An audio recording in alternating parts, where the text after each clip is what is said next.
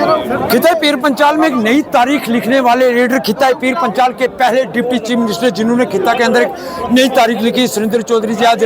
अपने आबाई इलाके में किस तरह का प्यार और कितने बड़े चैलेंज? के चैलेंजेस तो बहुत हैं। मैंने हर जगह कहा है कि एक बहुत बड़ा गैप इन 10 सालों में एडमिनिस्ट्रेशन और आम आदमी के बीच में हुआ है। उस गैप को भरने के लिए टाइम लगेगा और उस गैप को हम भरने की हम कहें रातों रात डंडी घुमाएंगे तो भर जाएगा, नहीं भरेगा। लेकिन हम इतना जरूर करते हैं कि मुझे अपने लीडर पर भरोसा है, डॉक्टर फारूक साहब के ऊपर, उमर साहब के ऊपर, कि वो हमें गाइड करते रहेंगे और हम मिलजुल के उस गैप को पूरा करने की कोशिश करेंगे। और साथ साथ में मैं डॉक्टर फारूक साहब का और उमर साहब का खिता पीर पंचाल की तरफ से और जम्मू सूबे की तरफ से और नौशहरा कॉन्स्टिट्यूंसी की तरफ से शुक्रिया अदा करता हूं कि उन्होंने हमें मान दिया, सम्मान दिया और सुरेंद्र चौधरी को डिप्टी चीफ मिनिस्टर बनाया। बिल्कुल, आपने एक नई तारीख लिखी है क्योंकि खिताई पीर पंचाल के पहले डिप्टी चीफ मिनिस्टर बने, आपने एक नई तारीख लिखी है।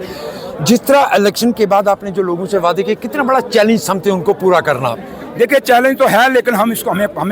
फख्र है अपनी लीडरशिप पर और हमें अपने आप को ये भरोसा है हम पे, अपने आप पे, कि जो भरोसा करके लोगों ने एक अरमान और उम्मीद करके हमें वोट डाला है, उनकी उम्मीदों पे हम खरे उतरेंगे, उनके विश्वास के ऊपर हम खरे उतरेंगे। और जैसे बेरोजगार बच्चों के रोजगार का मसला है, बिजली, पानी, स्कूल, सड़कों, हॉस्पिटलों का मसला है, ये बहुत जल्दी इनको हम हल करना शुरू करेंगे। क्योंकि काली मिनिस्ट्रियाँ मिली हैं, मैं जब परसों वापस जा रहा हूँ कश्मीर, रिव्यू मीटिंगें लूँगा, उसके बाद हम जो भी हो सकेगा, जितना भी हो सकेगा इन 5 सालों में अपने लोगों का ये 10 साल का जो गैप है वो ख़त्म करेंगे। एक चीज़ और जानना चाहूँगा, एक नई तारीख के साथ साथ आपने एक नई चीज़ आज और देखने को मिली। इससे पहले अगर कोई डिप्टी चीफ मिनिस्टर या चीफ मिनिस्टर आते थे तो सड़कें पहले खाली कर दी जाती थी। अब पहले डिप्टी चीफ मिनिस्टर होंगे जो खिता के अंदर पहुंचे और खिता के अंदर पैदल मार्च हर एक इंसान से मिलने का सिलसिला था। क्या ये दूरियां जो थी लोगों के अंदर वो कम की हुई? ये वही मैंने जो आज अखनूर से लेकर यहाँ तक नौशहरा के बस स्टैंड तक पहुँचा हूँ, मैं सड़क पे हर आदमी को मिलता क्यों आया हूँ? उन लोगों के अंदर एक आस, एक उम्मीद थी,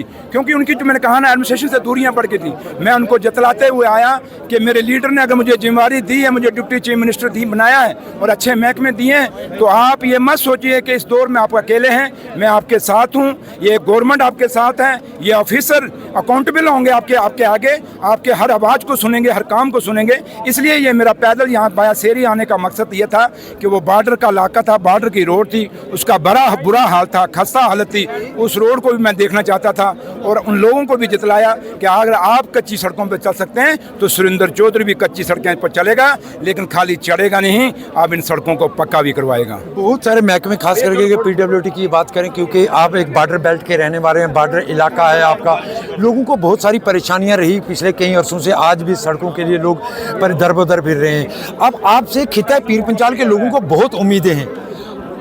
इनके मैंने कहा, मैं मानता हूं कि मुझे बहुत उम्मीदें हैं उनको मेरे पर, लेकिन मैं आपको कह रहा हूं कि इसके बाद जो आज मैंने नौशहरा में मीटिंग की, क्योंकि नौशहरा के लोगों का शुक्रिया अदा करना बहुत ज़रूरी था, क्योंकि इन लोगों ने मुझे मान और सम्मान दिया, इन्होंने अपनी रातें लगा के मुझे जिताया था और इनके पास मेरा आना बहुत ज़रूरी था। इसके बाद मैं जो ऑनरेबल MLA हैं हमारे पार्टी के, मैं उनके साथ भी बैठूंगा, बात करूँगा, अपने लीडर, अपने चीफ मिनिस्टर उमर साहब के साथ भी बैठूंगा, फारूक साहब से उनसे भी गाइडेंस लूँगा और जैसे वो कहेंगे उनके काम को, खासकर खिताब पीर पंचाल का मैं आपको कहूँ और जम्मू प्रोविंस का, इसमें जितने भी हो सकेगा मैं हर कॉन्स्टिट्यूंसी में जाऊंगा, चाहे 2 जगह जाना पड़े, 3 जगह एक कॉन्स्टिट्यूंसी में जाना पड़ेगा, मैं जाऊंगा अपना, और आप पार्टी को तो मजबूत करूंगा ही करूंगा, इसके साथ साथ लोगों को दिखाऊंगा कि नेशनल कॉन्फ्रेंस एक ऐसी जमात है जो आपका भला कर सकती है, जो लोगों के काम कर सकती है। शुक्रिया। आखिरी सवाल चलते चलते, जो वादे किए गए थे इलेक्शन के दौरान लोगों के साथ, उन वादों पे अगर हम इस वक्त बात करें कि कई चीज़ें ऐसी थी जिसमें